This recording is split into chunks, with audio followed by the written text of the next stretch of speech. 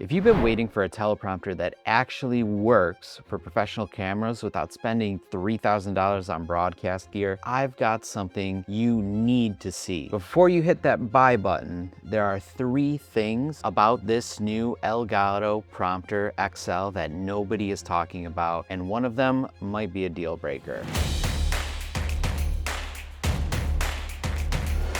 What's up everyone? This is ManagerJon, and today we're doing a completely uncut, raw, real world review of the new Elgato Prompter XL. By the end of this video, you're going to know exactly whether this $600 teleprompter is worth it for your setup, how it compares to the regular Elgato prompter that we reviewed in a previous video that you can check out down here or in the description, and whether you should upgrade or just stick to what you got. Listen, if you're serious about leveling up your video production, make sure you hit that subscribe button. A majority of you that are watching this are not subscribed, and check out our gear list playlist because we are dropping new gear reviews bi-weekly with some of these gear reviews that can help you. But let's dive in. So what exactly is the Elgato Prompter XL? In simple terms, it's Elgato's answer to everyone who bought the original prompter and said, I love this, but I need something just a little bit bigger. This thing just dropped October 9th,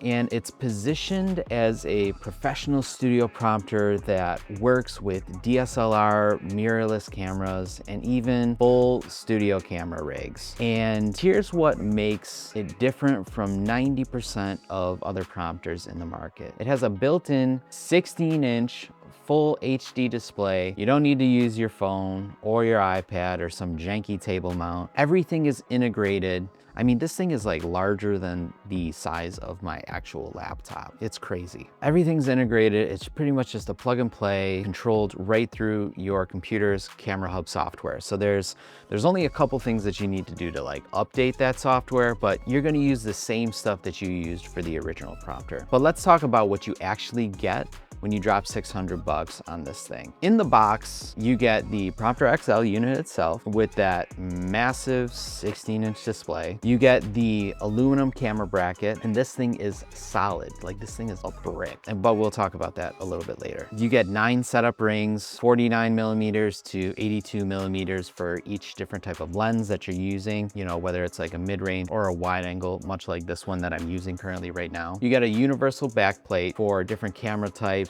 You get USB-C with a right angle camera adapter that is a smart design choice, personally, I think. Mounting hardware and a cleaning cloth. And right now they're throwing in a free CamLink 4K with the purchase that you have. Before, it used to be a USB-C to USB-A, but they went straight from USB-C to USB-C, which I like that. Before, I used to have to use adapters and like a converter to go from the Elgato prompter into the converter into my computer, and so they kind of did away with that by adopting the USB-C. The one thing that you'll need separately is a heavy-duty tripod, which I do not have right now, so this boy is flimsy. Or a C-stand.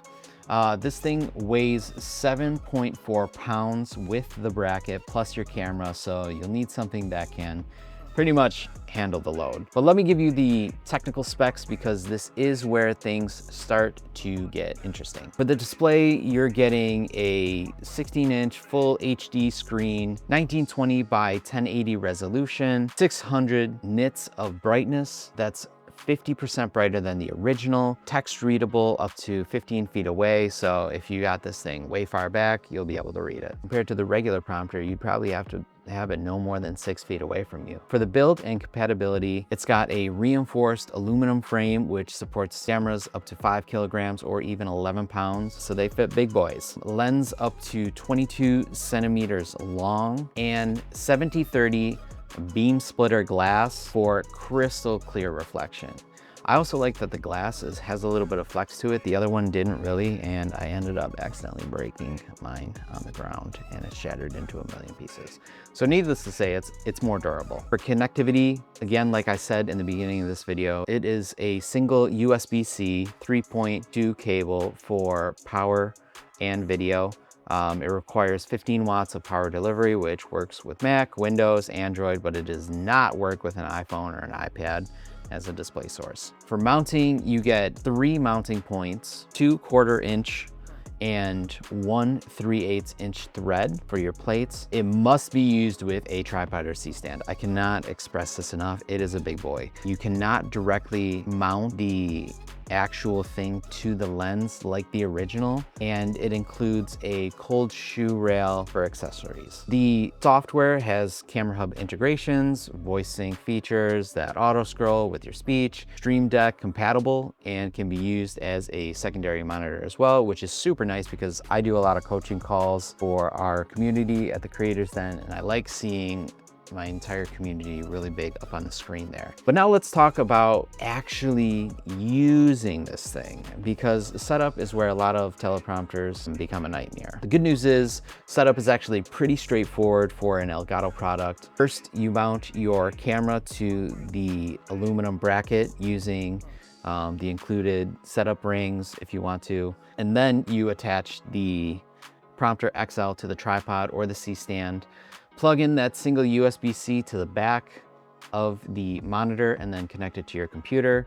Open up Camera Hub software and it will begin to start reading. Display is also magnetic. Because we want it to be Oh, it's magnetic. Dude, that just pulled in. Which is super cool. It just literally just connected straight to it, which I think is absolutely genius. You can pop it off for cleaning, for travel, and it snaps right back on perfectly aligned. One critical thing is make sure that your computer has USB-C 3.2 with 15-watt power delivery. You do not want to be using like a weak computer, and it will suck up power if you do not have it plugged in. If you don't, you'll need a USB hub. Don't skip this. I've seen people in the comments of other reviews saying it won't work, and this is usually why. The voice sync feature is actually still really impressive.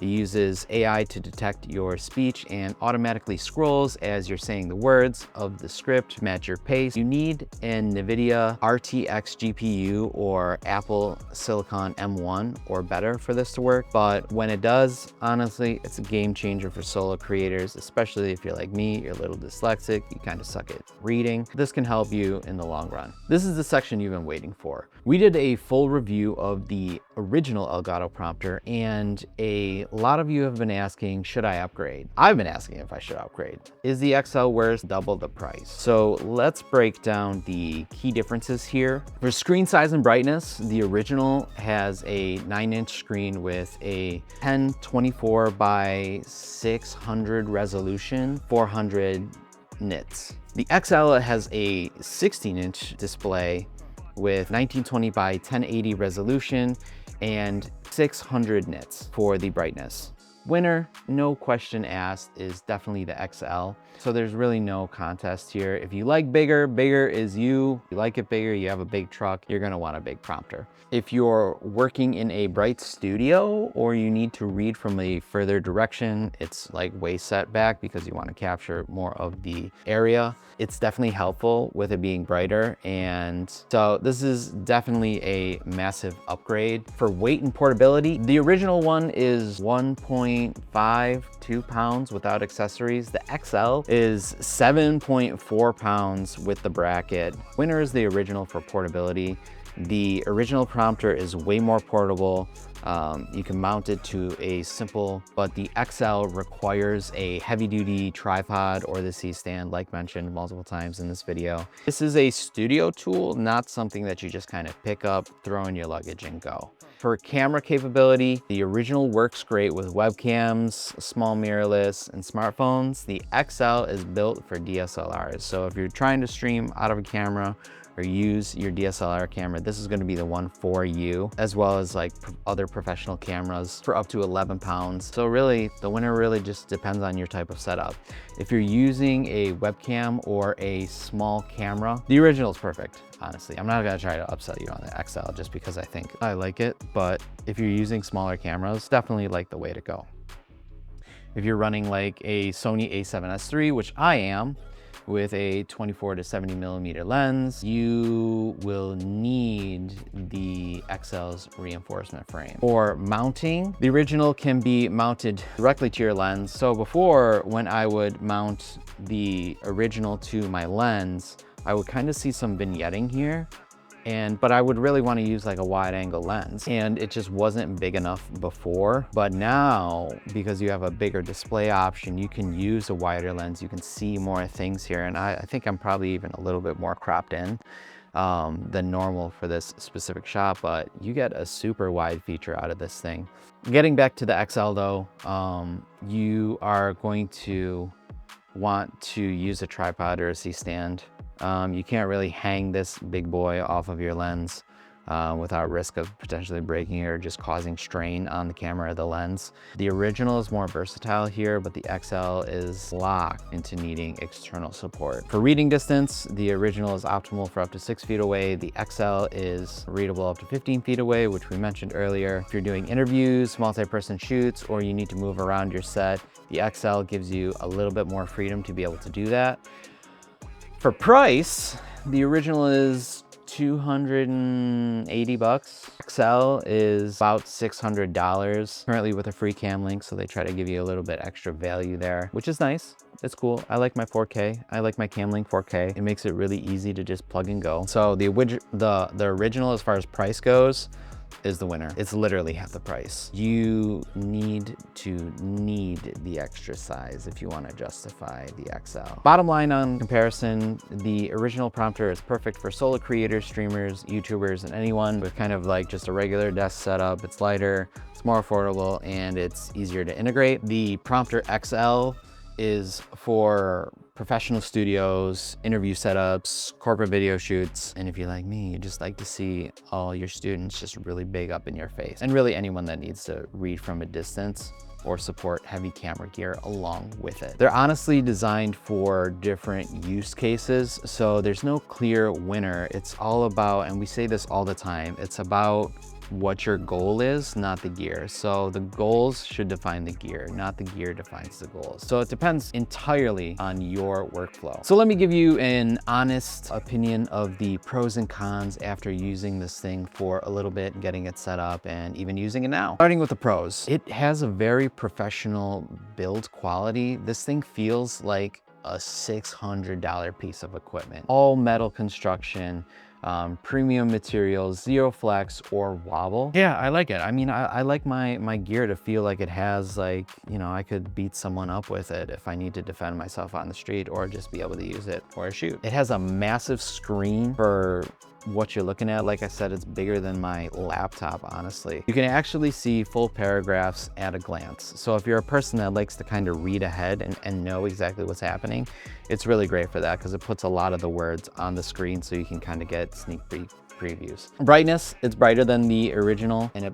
packs a punch through bright lights in studios. The voice sync actually works. I was a little bit skeptical because sometimes the voice sync has been a little shoddy for me, but the auto scroll based off your speech is legitimately useful. It's not perfect, but 80% there, which is pretty impressive. You know, it's still a good tool. Camera hub integration, if you are already in the Elgato ecosystem with a Stream Deck, this all plays together beautifully within the Elgato ecosystem. The font size, the control speed, everything controlled from your fingertips. Versatility, when you're not using it as a prompter, it works as a secondary monitor for video calls like what we do, presentations, or even monitoring a Twitch chat during your streams, or like a TikTok Live studio. Like this would be great for your TikTok Live studio if you're doing that. No additional tablet or phone needed. You know, this is huge. You're not dealing and draining your iPad battery or dealing with connection issues dropping mid-shoot. So let's get to the cons. $600, which is a lot of money for some people. For many creators, this is overkill when the $300 one would work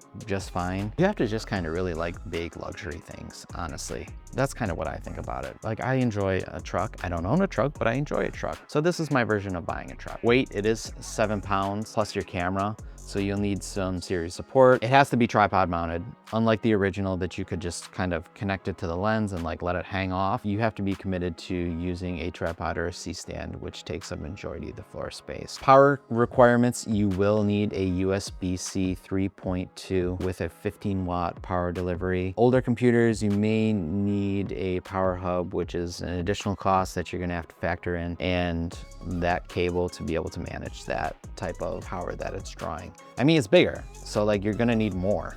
to be able to support this thing. Definitely not portable as far as size goes. It's definitely a dedicated to be like, set it up and set it there. You need something to throw in your backpack for on-location shoots, probably look somewhere else, or even the previous original Elgato, which can be easy enough to put into like a carry-on bag, or not a carry-on bag, but like an undercarry bag. Mac, you will need display link requirements. Mac users need to install display link software. It's free, but it's just kind of an extra step. You had to do this anyway with the original Elgato prompter. It's just another thing that you have to remember to actually do. And screen resolution, while 1080p is fine at the 16-inch display that you're getting, it's not Retina quality sharp, which honestly isn't a make or break a point for me. Text is super readable, but not razor crisp like your MacBook. But honestly, it's still really good. So let's get real about who should actually buy this thing. You should buy the Prompter XL if you run a professional studio or production company, if you do client work and need to look polished for corporate videos, if you shoot interviews or multi-person content where the distance